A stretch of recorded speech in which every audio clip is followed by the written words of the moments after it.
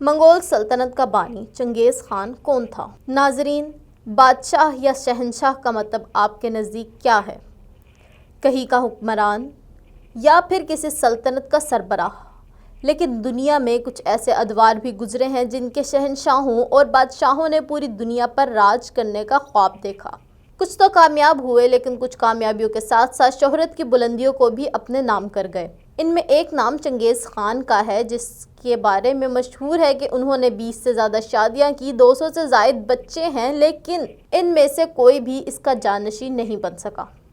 جبکہ دوسری جانب چنگیز خان سے متعلق یہ ایک بات بھی مشہور ہے کہ وہ جس کسی بھی علاقے کو فتح کرنے جاتا تو انسانی کھوپڑیوں کے مینار کھڑے کر دیتا، تاکہ پوری دنیا کو معلوم ہو سکے کہ چنگیز خان کس قدر ظالم حکمران ہے۔ فتوحات اور سفاکی نے چنگیز خان کو نامور کیا اور منگول سلطنت کا پہلا خانِ اعظم بنایا۔ شروع میں اسے خاطر خواہ کامیابی نہ ملی، لیکن پھر اس نے تاریخ کی سب سے کامیاب سلطنتوں میں سے ایک قائم کی۔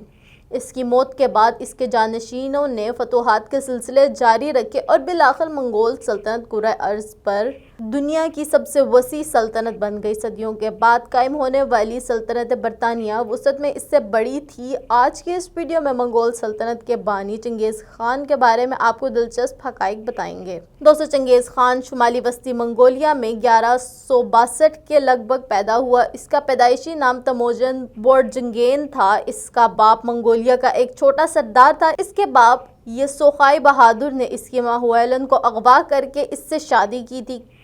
قصہ کہانیوں کے مطابق تموجن کے دائیں ہاتھ میں جمے ہوئے خون کا نشان تھا، جسے اس کے عظیم حکمران بننے کی علامت خیال کیا گیا۔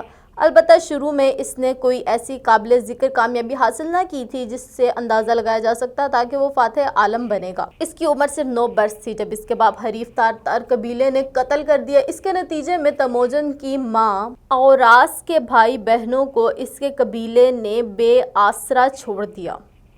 وہ اپنی گزر بسر کا خود اہتمام کرنے لگا۔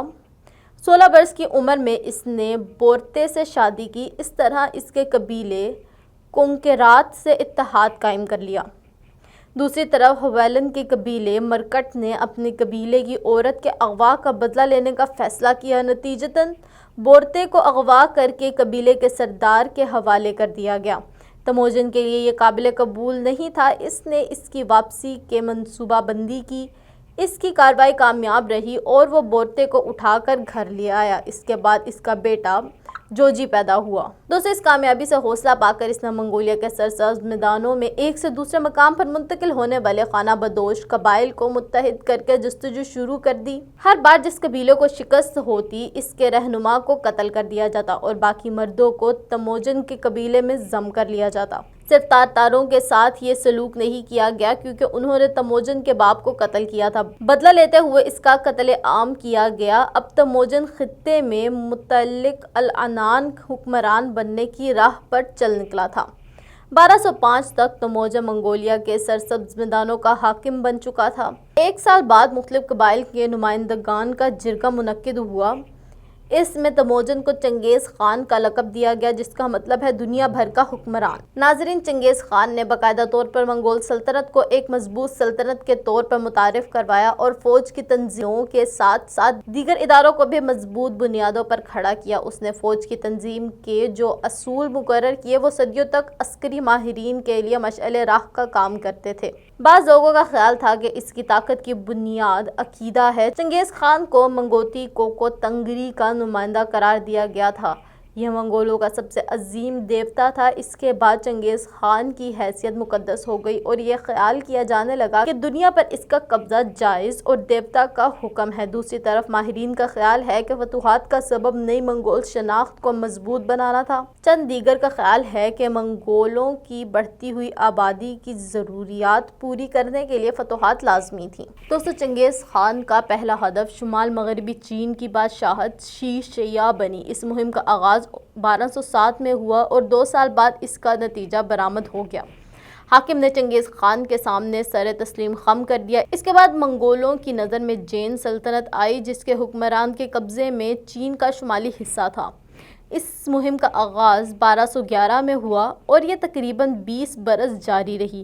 نتیجتاً جین سلطنت تباہ و برباد ہو گئی۔ اس عرصے میں چنگیز خان نے دیگر مہمات بھی شروع کر دی۔ مثال کے طور پر 1219 میں سلطنت خوارزم پر حملہ کر کے 1221 میں اس کی تباہی کو انجام تک پہنچا دیا۔ اب منگول سلطنت مشرق میں بحیرہ جاپان سے مغرب میں بحیرہ کیسپیئن تک پھیل چکی تھی۔ چنگیز خان کی پراسرار موت۔ دوستو، محققین کے مطابق چنگیز خان کی موت 1227 میں ہوئی۔ منگول سلطنت کے بانی کی موت پراسرار ہے۔ اب تک تو یہی طے نہیں ہو سکا کہ چنگیز خان کی موت کی وجہ کیا تھی۔ کچھ تحقیقی رپورٹس میں جسم میں خون سے ضیاع کو موت کا باعث قرار دیا گیا ہے، جبکہ 2022 کی ایک تحقیق میں دعویٰ کیا گیا ہے کہ طاعون چنگیز خان کی ہلاکت کی وجہ بنا۔